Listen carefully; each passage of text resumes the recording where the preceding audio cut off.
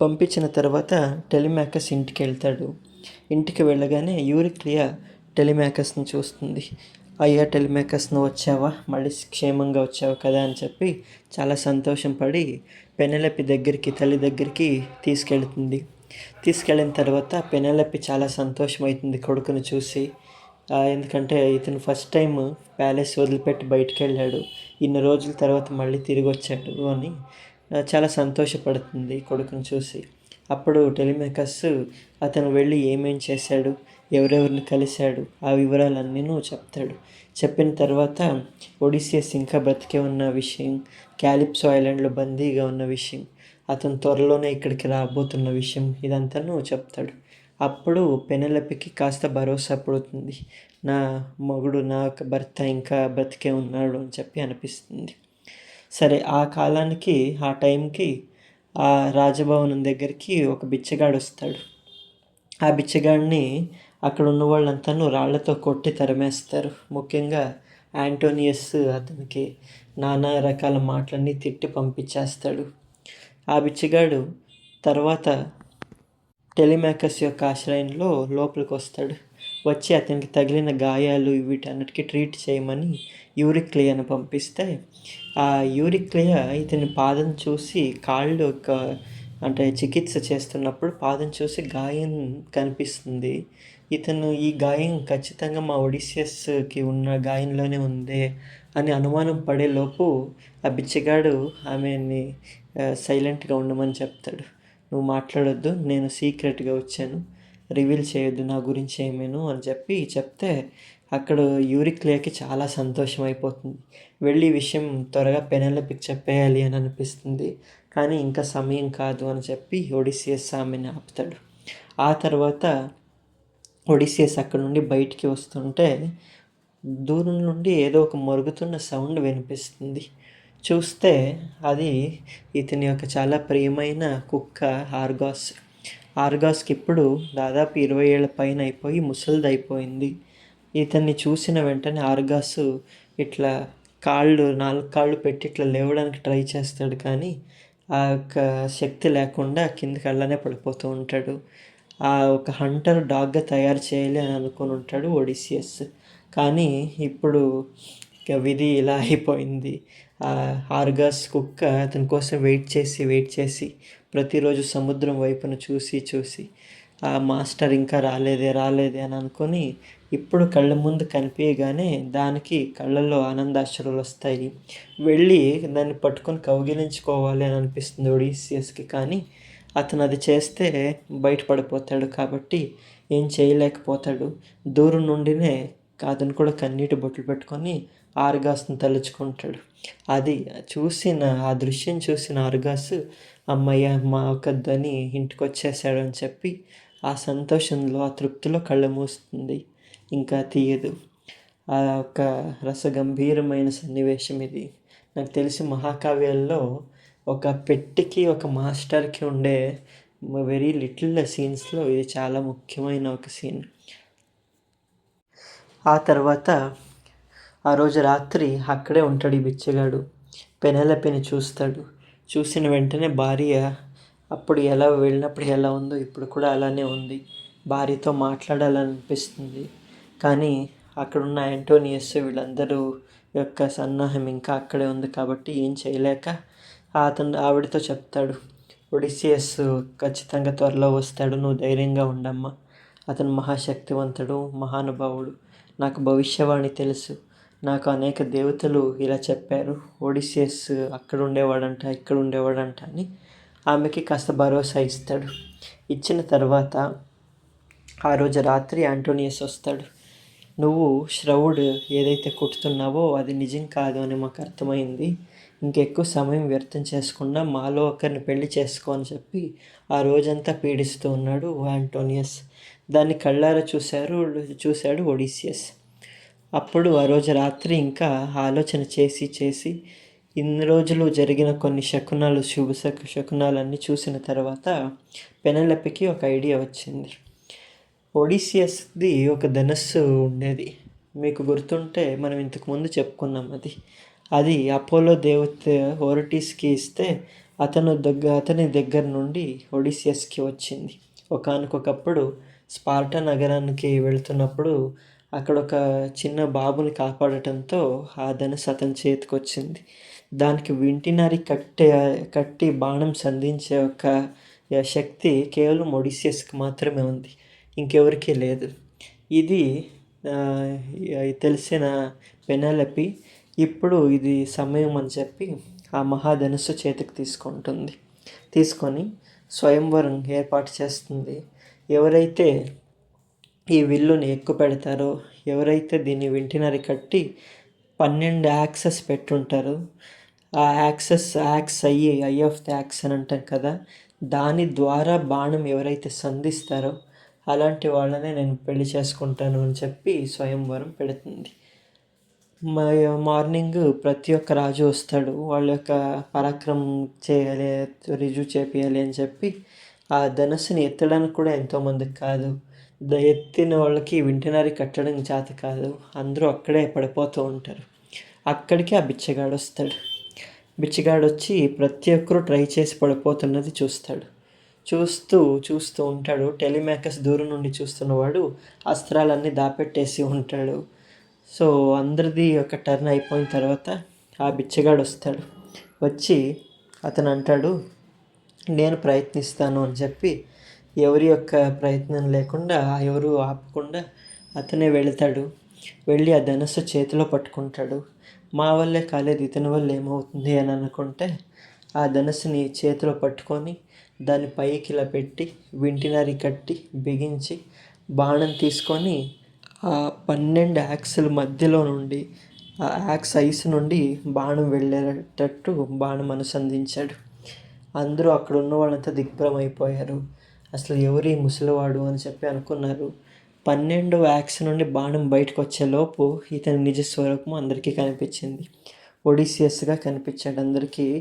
అందరూ షాక్ అయిపోయారు. అక్కడ ఉన్న వాళ్ళంతాను ఏదో ఇది దెయ్యం అని కొంతమంది అనుకున్నారు, ఇది జియూస్ చేస్తున్న ఒక తంత్రం అని కొంతమంది అనుకున్నారు. ఒక్కొక్కరు ఒక్కో దిక్కున పరిగెత్తుకొని వెళ్ళిపోయారు. అప్పుడు ఒడిసియస్ మిగిలిన బాణాలన్నీ తీసుకొని అక్కడున్న ఒక్కొక్కరిని చంపుకుంటూ 12 బాణాల్లో 12 మహాయోధుల్ని చంపేస్తాడు. చంపేసిన తర్వాత అక్కడ ఉన్న ప్రజలంతా మా రాజు వచ్చేసాడు, ఒడిసియస్ వచ్చేసాడు అని హర్షోన్ముఖులయ్యారు. అందరూ ఒడిసియస్ వచ్చేసాడని నమ్ముతున్నారు, కానీ పెనెలొపి మాత్రం నమ్మదు.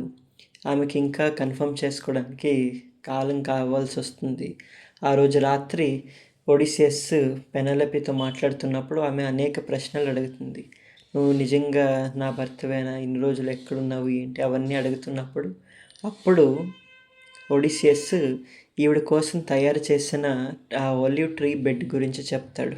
ఇంతకుముందు ఆవిడ ఒక పుట్టినూరు నుండి తీసుకొచ్చిన స్పార్టా నుండి తీసుకొచ్చిన ఒక ట్రీ అది, దాని గురించి చెప్తాడు. అప్పుడు నమ్ముతుంది పెనెలొపి ఖచ్చితంగా ఒడిసియస్, ఎందుకంటే అతను తప్ప ఈ రహస్యం ఇంకెవరికి తెలీదు అని చెప్పి నమ్ముతుంది. అప్పుడు అథీనా దేవత వస్తుంది. వచ్చి పెనెలొపికి భరోసా ఇస్తుంది. ఈ మధ్యలో అనేక సన్నివేశాలు వస్తాయి. ఒడిసియస్ లైరటిస్ని మీట్ అవుతాడు. తండ్రి కూడా నమ్మలేకపోతాడు ఇతను నా కొడుకే అని చెప్పి. అప్పుడు వాళ్ళ గార్డెన్ దగ్గరికి వెళ్ళి ఒడిసియస్ చిన్నప్పుడు అక్కడ ప్లాంట్ చేసిన ఫిగ్ ట్రీ ఇవన్నీ చూపిస్తాడు. ఇది నేను ప్లాంట్ చేసింది, ఇది నువ్వు చేసింది అని చెప్తే అప్పుడు తండ్రి నమ్మి లైరటిస్ కొడుకుగా ఒప్పుకుంటాడు ఒడిసియస్ని. అంటే మనం మీటింగ్ అనేది మనం అంతా it will be happy for ever అని అనుకుంటాం, కానీ అందులో ఎన్నో పరీక్షలు వచ్చాయి.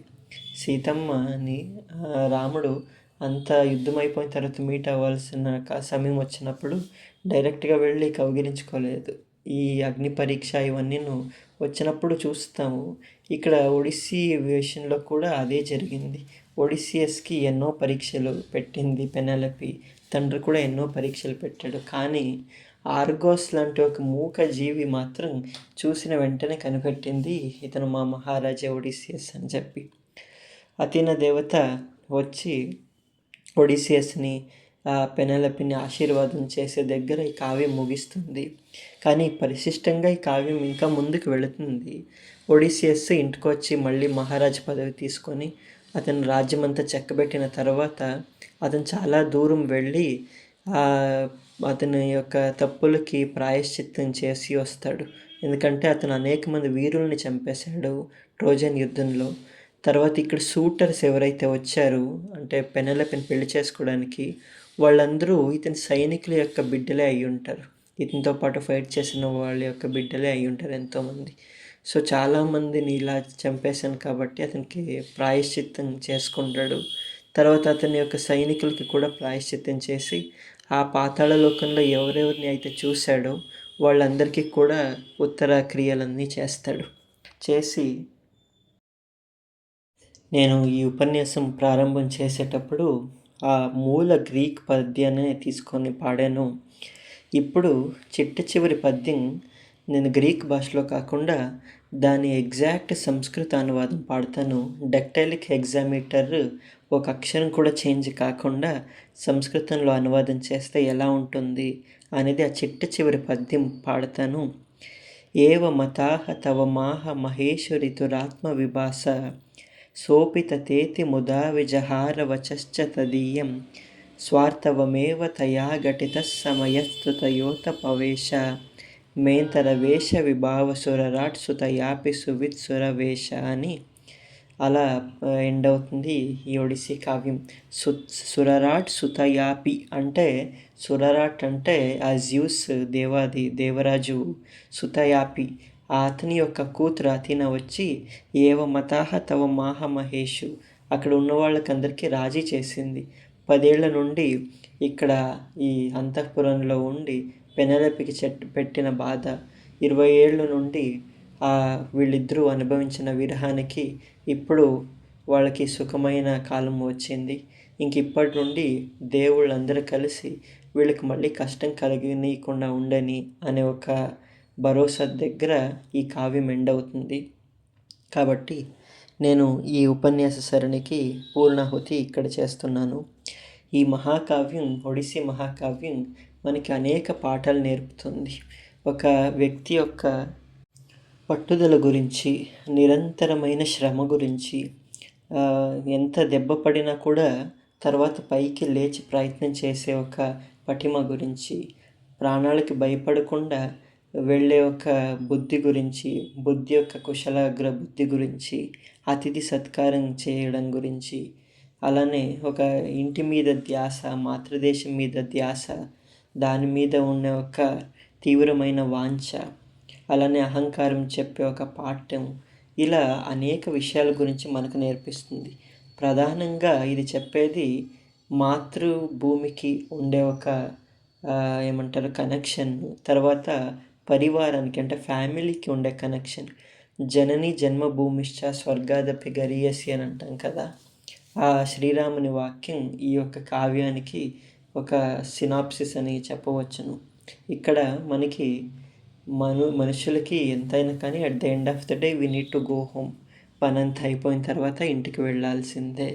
సో ఆ ఒక తత్వాన్ని చూపించే ఒక మహాకావ్యం ఇది. దాంతోపాటు మనిషి ప్రయత్నం చేసుకుంటే ఎంతమంది దేవతలు అయినా అతనికి కష్టం పెట్టినా కూడా అతను సాధ్యం చేసుకోవచ్చును. కానీ provided he should be a good at heart, he should be a person who is very good at heart.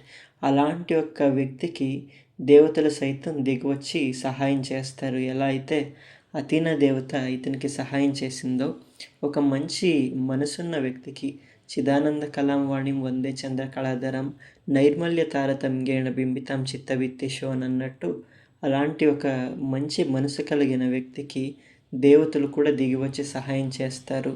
ఎలాంటి కష్టం ఉన్నా కూడా మానవ ప్రయత్నంతో పాటు అతిమానుష దైవిక యొక్క అనుగ్రహం ఉంటే మనిషి ఏదైనా సాధించగలడు. కళ్యాణి బతగాదేయం లౌకికి ప్రతిభాతిమే ఏతి జీవంతమానందో నరం వర్ష శతాదపి అని వాల్మీకి రామాయణంలో సీతమ్మ అంటుంది. అంటే 99 ఏళ్ళు అన్ని అష్ట కష్టాలు అనుభవించిన ఒక వ్యక్తి కూడా చిట్ట చివరి రోజులో అతను ఖచ్చితంగా ఒక శుభవార్త వినే మరణిస్తాడు అని చెప్పి ఆ ఒక మాట. అలా ఎన్ని కష్టాలు ఎదిరించిన వాడికి కూడా at the end of the tunnel there will always be a light అని ఒక ఆశావాదం చూపించే ఒక కావ్యం ఈ హోమర్ యొక్క ఒడిస్సీ కావ్యం. ఇలియడ్ కావ్యం చాలా హఠాత్తుగా ఎండ్ అవుతుంది, కానీ ఆ ఇలియడ్కి ఒడిస్సీకి రెండిటికీను ఒక పూర్ణాహుతి, ఒక సాటిస్ఫాక్టరీ ఎండింగ్ ఇచ్చేది ఈ ఒడిస్సీ కావ్యం. నేను లాస్ట్ ఒక ఫ్యూ ఎపిసోడ్స్ ఎక్కువ డీటెయిల్డ్గా వెళ్ళకుండా కథని పూర్తి చేసే ఒక క్రమంలో చేశాను. అదృష్టం వస్తే మళ్ళీ ఎప్పుడైనా ఇంకొంచెం సుదీర్ఘంగా ఈ కావ్యం ఆలోకనం చేయొచ్చును. దీనితో మనకి ఆ హెసియోడ్ రాసిన థియాగని అనే పుస్తకం గురించి పూర్తిగా పరిచయం చేసుకుందాం. తర్వాత హోమర్ రాసిన ఒడిస్సీ కావ్యం గురించి పరిచయం చేసుకుందాం. ఎప్పుడైనా మళ్ళీ అవకాశం వస్తే మిగిలిన గ్రీక్ పురాణ కథలు, ముఖ్యంగా హెర్క్యులీస్ కథలు కానీ, నేను ఇంతకుముందు చెప్పిన జేసన్ తర్వాత ఆర్గోనాట్స్ యొక్క సాహస కథలు, ఇవన్నీ ఎప్పుడైనా అవకాశం వచ్చినప్పుడు మళ్ళీ పరిచయం చేసుకుందాం.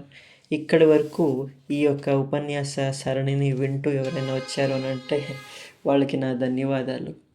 సర్వేభ్యో నమః. ఓం తత్సత్.